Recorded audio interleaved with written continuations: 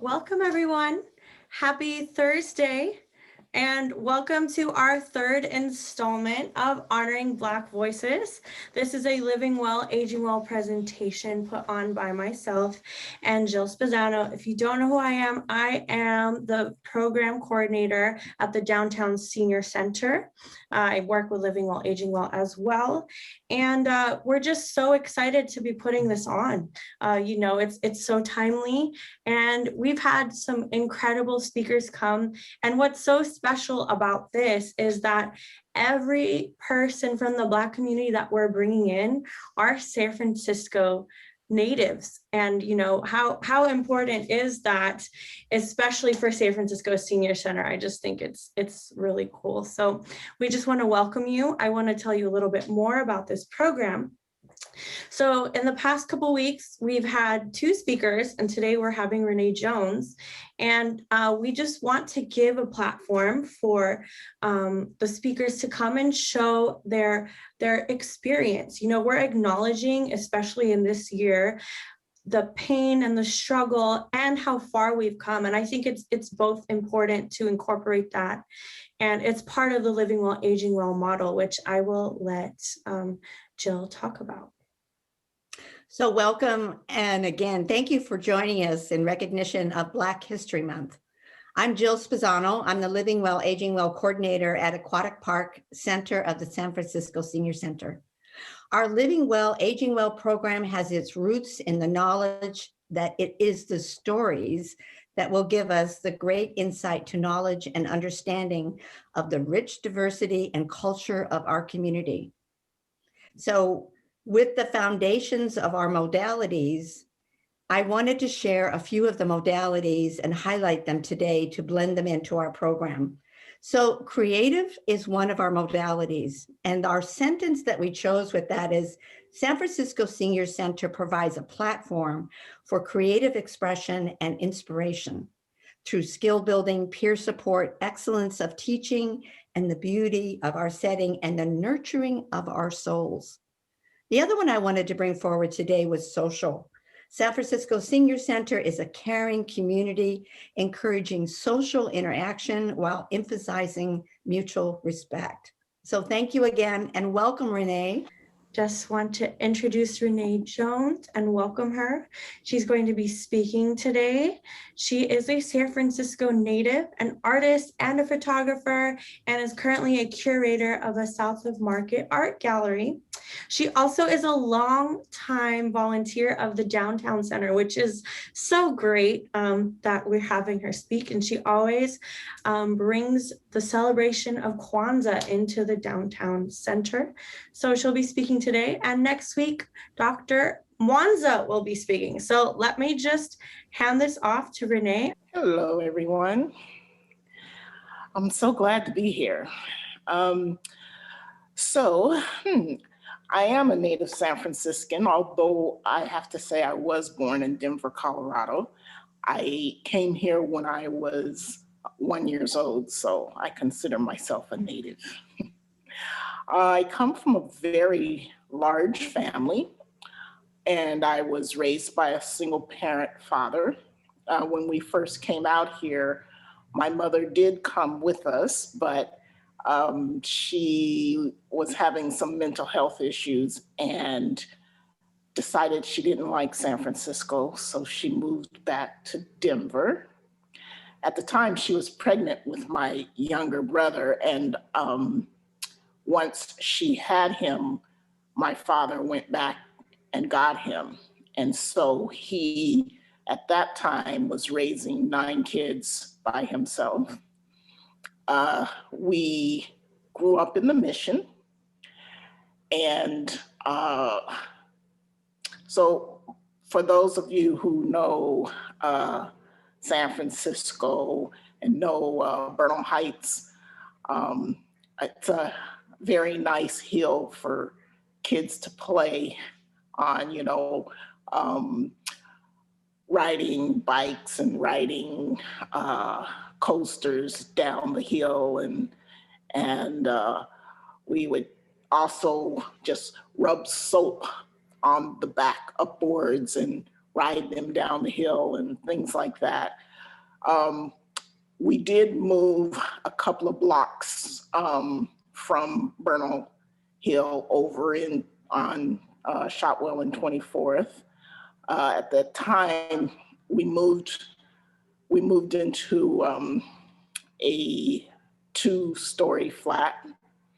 My father was able to buy the property because my sister was shot in the face with a BB gun when she was passing by this white man's car, and he didn't like the fact that she touched it. So she's fine, but he was awarded some damages, and so we were able to buy the house. Although he personally was not able to buy it, he had to have somebody else buy it because they would not sell it to him. But so growing up in the Mission, there was just like so many wonderful things to do, especially when you kind of didn't have anyone telling you no, because my father being a single parent, at the time he was a chef, and he worked at the Jack Tar Hotel. Some of you may know that. And he considered himself, well, he was nominated the Lobster Tail King of the Sunset District. And while he was raising us, it turned out that he realized he could not raise us and have the flexibility of raising kids the way he needed to. So he decided to go into business for himself and became a handyman, a fix-it man. And so his name was Daddy Andy Handyman. And of course, this is a picture of my family. We had this picture taken by the San Francisco Examiner when my father was nominated Father of the Year. So I'm the one girl on the top of the piano. And so somebody in San Francisco gave this piano to my family, and the Examiner came out and photographed us receiving it. So basically, when my father became a handyman, he would go around and clean people's attics and basements and garage and, you know, just everything, fix windows, do plumbing and all this other stuff. But he also would bring home a lot of the treasures that he would find that people would be throwing away. And of course, one of them was a camera. And then it just got to be this thing where he just started collecting cameras. So in collecting the cameras, well, then I really became fascinated. And even though I couldn't afford film, of course, you know, I was pretty young and we were definitely on the poorer side, I would play with them a lot. And I found that it gave me this way to hide and notice everything, as well as sort of be the, you know, have everybody bring their attention to me. So I would just pretend I was a photographer and would constantly be playing with the cameras and studying them and, you know, taking them apart and figuring out how they worked. And so that was just something that kept me busy. I remember there was this photography store that was on Valencia when I was growing up, about 22nd Street. And I would constantly go by there and just look in the window at all the photographs. And I definitely became just fascinated with the black and white images, more so than any color images that I saw. A lot of times the color images that I got a chance to see were actually black and white images that had been hand colored. And that was also fascinating to me. So when I started to get into my teenage years and in high school, then I started to get film and take photographs. And I constantly was trying to figure out why I was taking the photograph. What was it about that particular image that made me want to photograph it? But I realized that it was not, I was hearing the voices of other people, paying attention to what other people would say was beautiful, and then of course, copy that. And during that time, what was most often said to be beautiful were, the blonde-haired woman with the blue eyes and the, thin body and all that stuff. And that just wasn't the reality that I was used to. So it took me some doing to figure out how to keep those voices from, just ruling my photography, just sort of being that thing that, oh, if I didn't photograph this or that, well, then people wouldn't get it. People wouldn't think that it was anything special. So could you put up the next slide? So this is a photograph of my two nephews. And this is the kind of image that I really appreciate, I really love and think is really special. And it's mostly because I love emotional images. I love the fact that they're touchable. And even like sometimes when I'm photographing, I don't always go for the sharpness that a lot of people tend to go towards in terms of the quality of an image. And the reason why I don't is because I don't think that our eye sees things like that. And so I like the roundness that a not perfectly sharp, technically sharp image might give to give to the picture. So this is one that I took when my younger nephew, I was watching him, my sister was homesick in bed, and I was watching him for her, and he was really having a difficult time because he just felt like these people were leaving his life. And so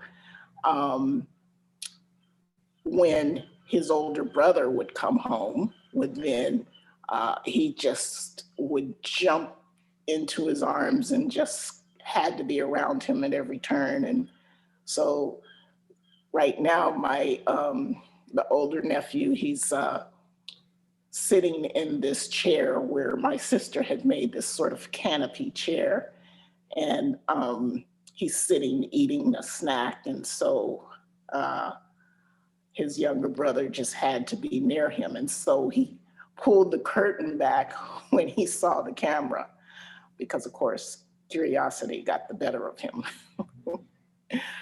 So anyway, this is, for the most part, the kind of images that I took a lot, growing up, and even far after digital came out. So the next slide, please. So this is an image of my father's funeral, and I love this image. The young man in the foreground is my brother, and the girl next to him is my niece. And I love the emotion of this image because, it just shows people going in all these different directions. And of course, that's exactly how I felt when my father died, just completely, aimless and just confused and things like that. And my brother, he always had a thing about dressing to the nines. And so this is how he chose to dress for the funeral. And just the emotion on my niece's face just tells it all. So the next slide, please. This is an image that I took at a, a festival, the Art and Soul Festival. And I love this image because I just thought this gorgeous Black woman in this sundress, and just the way her hair is and the way her eyes are, her eyelashes, you could see that kind of delicate and, feminine way, and the way she's being held by this man dancing with her. And it just seems so natural, and so they just seem to be so together and yet looking quite different.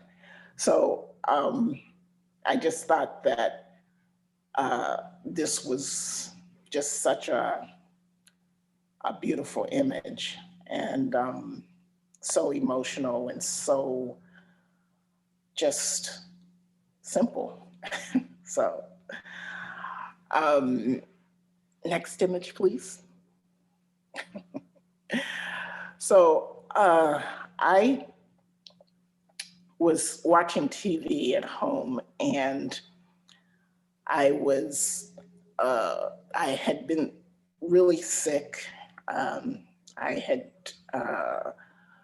Graves' disease, and I lost like 89 pounds in 2 months because Graves' disease just speeds everything up, your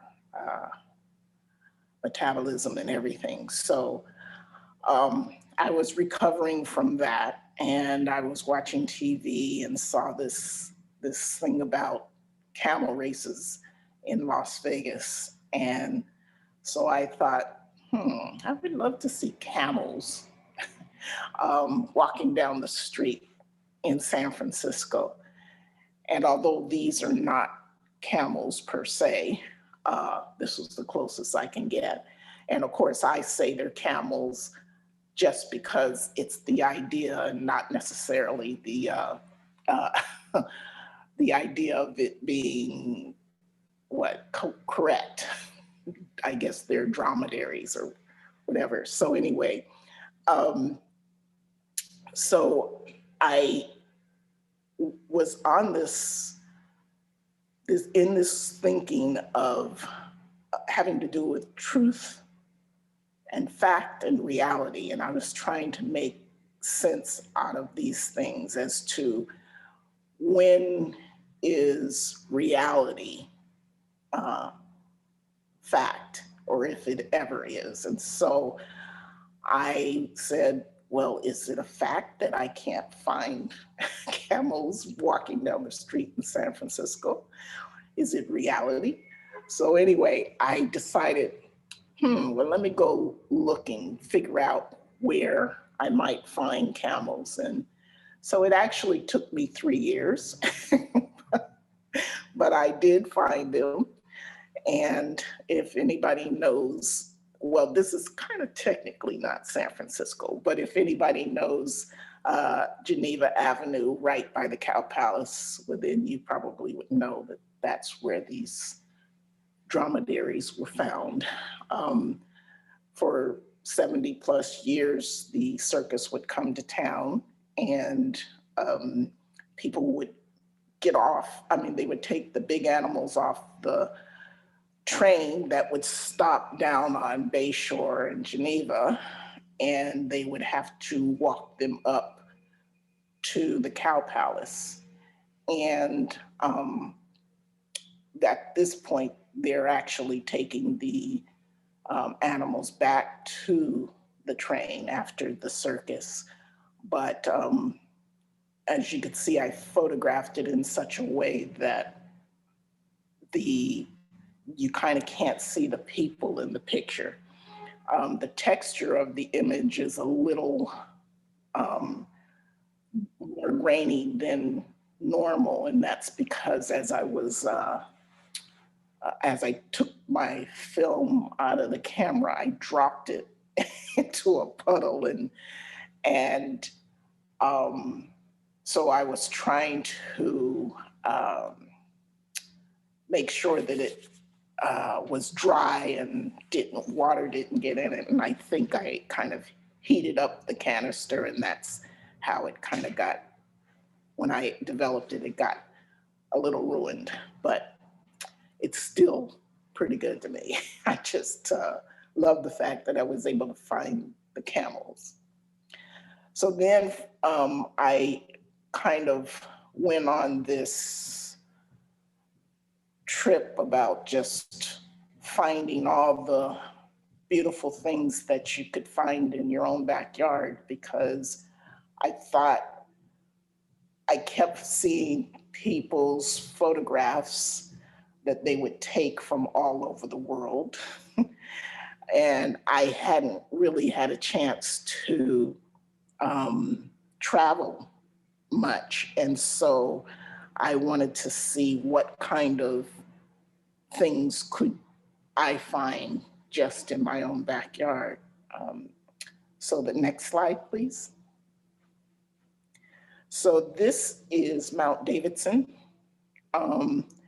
And it is an image during a foggy day, and fog just really adds a lot of emotion, I believe, to the image. And I actually took this with a point and shoot camera, so it wasn't anything special about the camera. But I just would go on these hikes and go to places where I had never gone before. And I had downloaded this list of all the different neighborhoods in San Francisco. I had no clue how many different neighborhoods there were. So this was a frequent place that I visited, and of course figured out that that cross that everybody or a lot of people had issues with on top of Mount Davidson, of course, was not a Christian thing. It was can't remember, but anyway, I realized that it was an Armenian thing. So anyway, next slide. So this also is on Mount Davidson, and it's a little crop, but still it's just this texture that I really enjoyed looking at and working with. And it's a simple pathway that then sort of goes off into nowhere. So what's the next slide?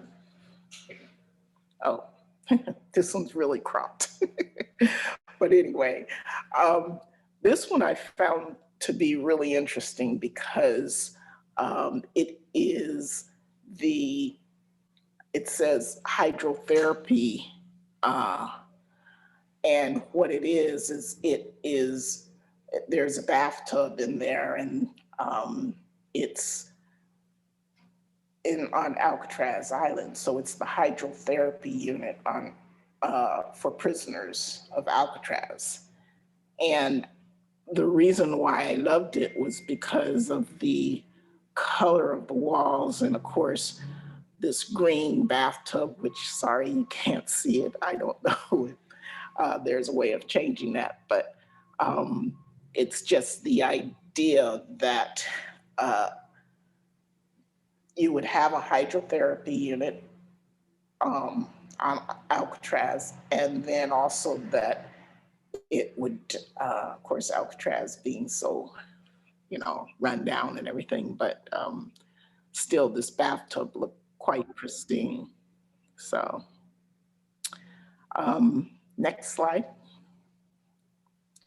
So this one is a woman who was selling at a crafts fair. And of course, just breathtakingly beautiful. And the colors behind her, of course, just really accent her skin tone and her hair texture.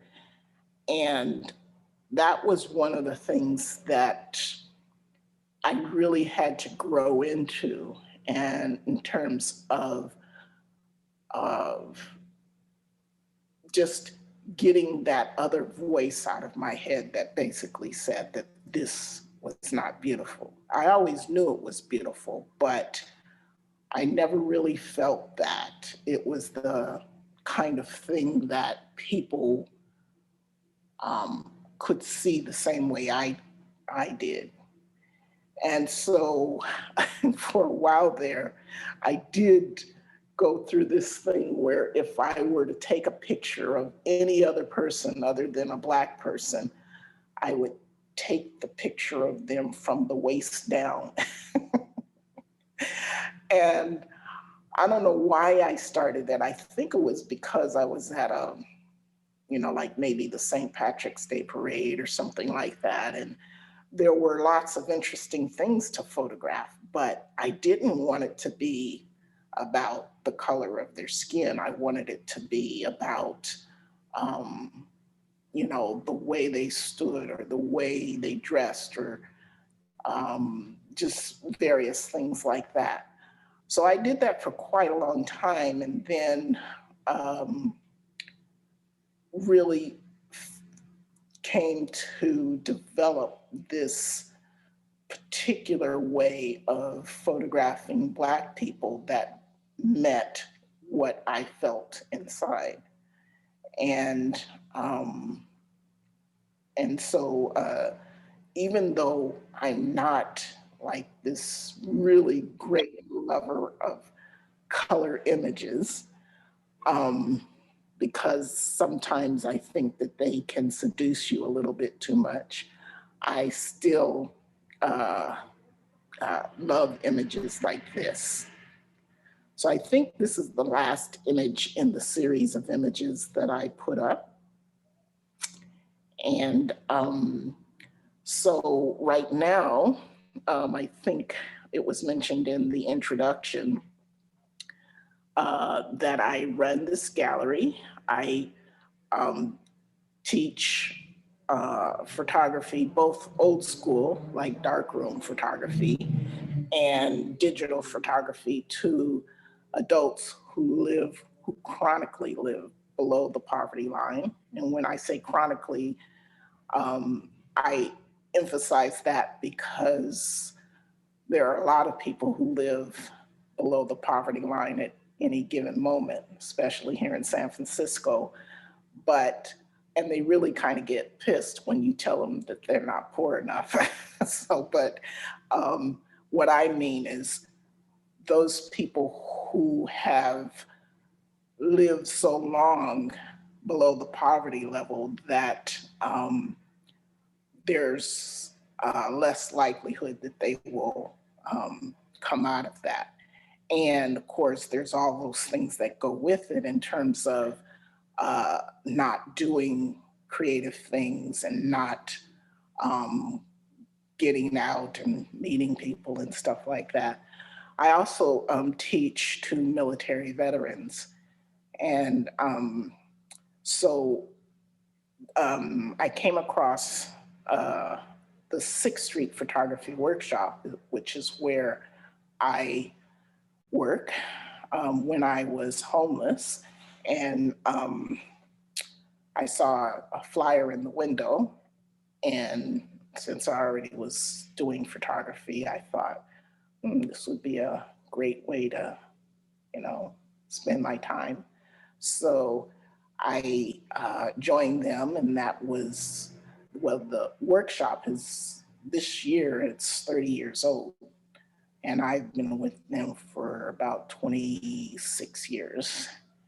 And 10 years ago, we opened up this gallery, which is on 7th at Mission.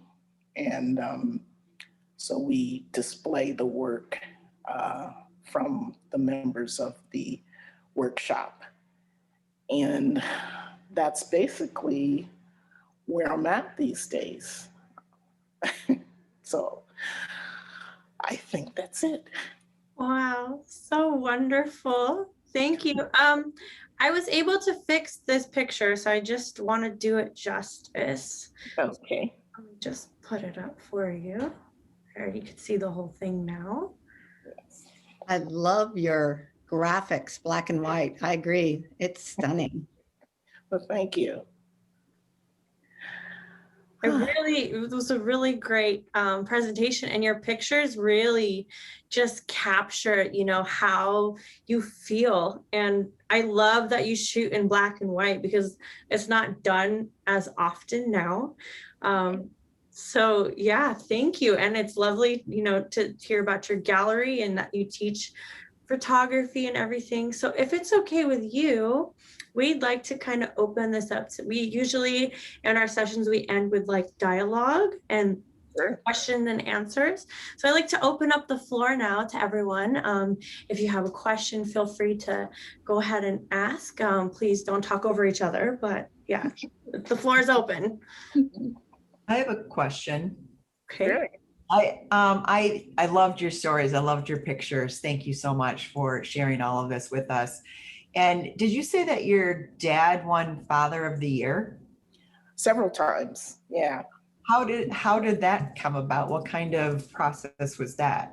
Well, the first time I was too young to really know. I was like 4 or 5 years old. But anyway, somehow somebody had heard that he was raising all these kids by himself, and they just were, taken by that. And so they must have sent something into the examiner. And Wow. that's how, he got recognized. So That's really neat. yeah. And, it kind of happened that way several times. I think also because of the job he had as a handyman. So people would hear about him as he was working, and sometimes he would bring his kids with him because, little hands and all that stuff, and playing and things like that. So yeah. Thank you. Sure. That's wonderful. I was really struck by the photograph at the funeral, at his funeral. Mm. Your brother, the way he had his hat pulled down and this, fabulous attire, he really was dressed to the nines. But I wonder how old you and some of the other kids were at the time he died. I was 30, and we all are pretty much a year or less apart in age, with the exception of my youngest brother. And although my father, so the total number of kids that he had that were his was 10, but he actually raised 8 other kids as well. Wow. And that's because there would be times when the city would pay for housekeepers to help him, but they rarely stayed. And so he tried to find other single parents and kind of work out this co-parenting deal.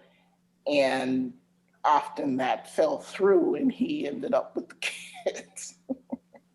So there was a time when there were 21 people living in the house. Wow. Oh, Oof. Who looked after you all while you were young and he had to work? We kind of ran the street. Well, clearly the older ones looked after the younger ones. Right. Oh, I definitely have memories of my older sisters doing my hair and stuff like that. But yeah, it was like, I remember interesting stories of my older brothers and sisters running the streets and getting into trouble. So it was just that kind of thing. But there were people in the neighborhood who also helped. I remember there was a family around the corner who my father was friends with them, and so they would watch out, and sometimes we would go over to their house to eat. So Wow. My question is, this is Dr. Faraha, is I'm always trying to keep my professional photos updated. Do you take on clients that are looking to do photos for, like, I'm still trying to put together another portfolio to try to get me some ad work in my old age.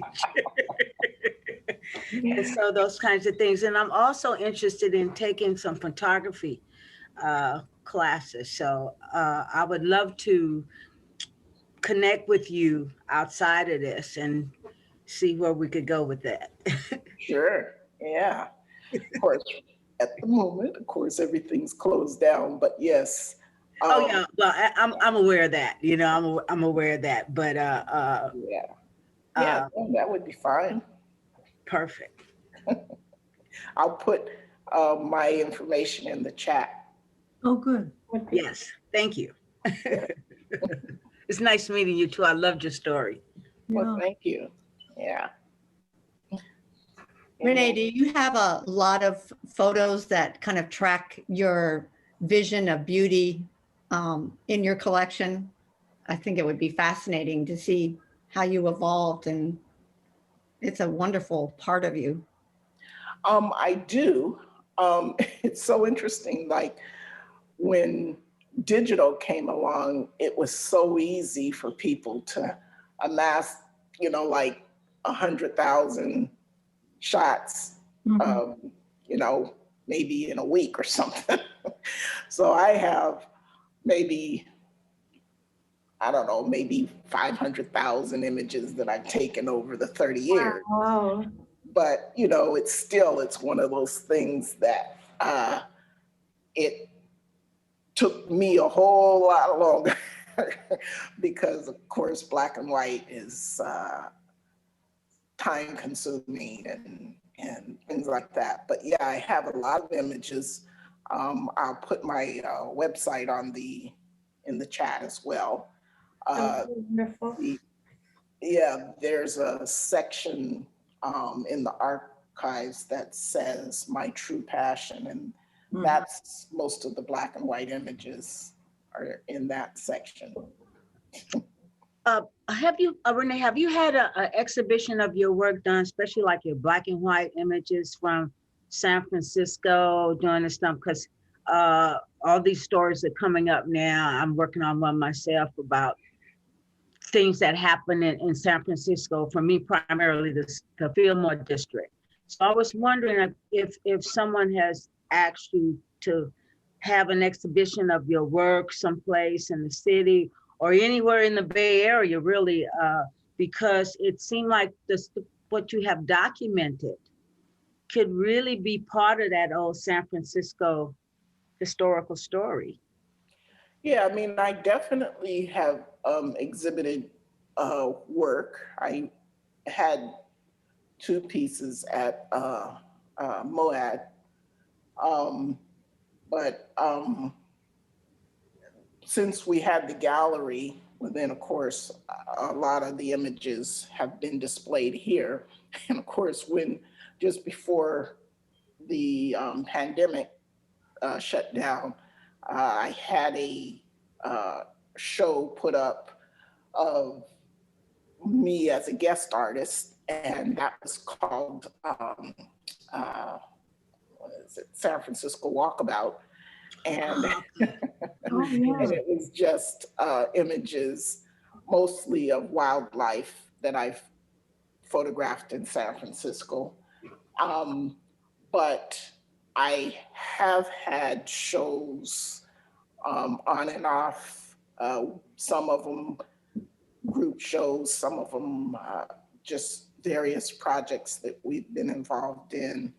And I think just since we had the gallery, I kind of slowed down on that because it's, time consuming.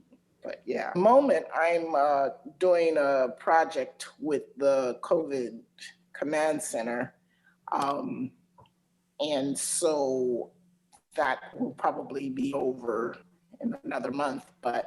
So Renee, your current project with COVID, can you share a little bit about what you're doing there? Sure. So the Arts Commission wanted to have some kind of cataloging, not so much of people with COVID, but of course, the city workers who do all the logistics and,